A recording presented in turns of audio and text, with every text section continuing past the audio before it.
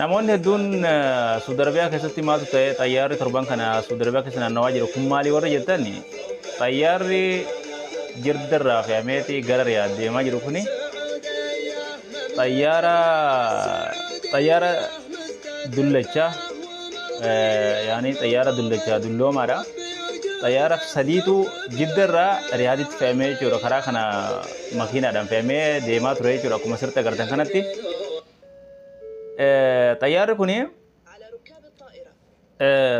kun hojiin ala yaani hojii malee taa'aa ture.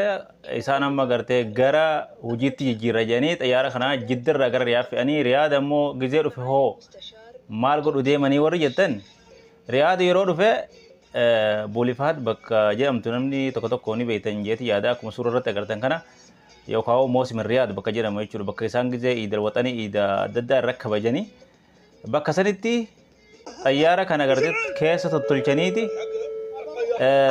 xayyaara kana keessa tottolchaniiti maxaama kaaffee waan adda addaa itti tolchanii bakka itti bashannanaa godhuu deemanii jechuudha xayyaara kana. Maaliif inni hojiin achitti gartee inni waan dullacha ta'ee fi hin dalagu waan ta'eef as fidanii asitti hojii addaa itti godhuu deeman jechuudha. Akka maxaama mana nyaataa kaaffee waan adda addaa itti godhaniiti tolchuu deemanii jechuudha.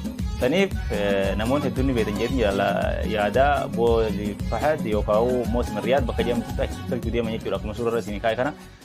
Isaan tokko tokko immoo gartee akka diraamaa godhaniiti xayyaara eeyina jedhanii akkuma sirriitti agartan kana xayyaara eeyina karra baane xayyaara dhufu jira uffata isaanii fudhatanii achi rafnee kararratti eeyinaa jedhaniiti akka diraamaa godhanii xayyaara kana gartee eeguu jiranii jechuudha. Akkasi xayyaarri Saudi Arabiyaa keessa wanni deemaa jiru maali warri jettan deebiin kun kana viidiyoo kan laayik godhaa.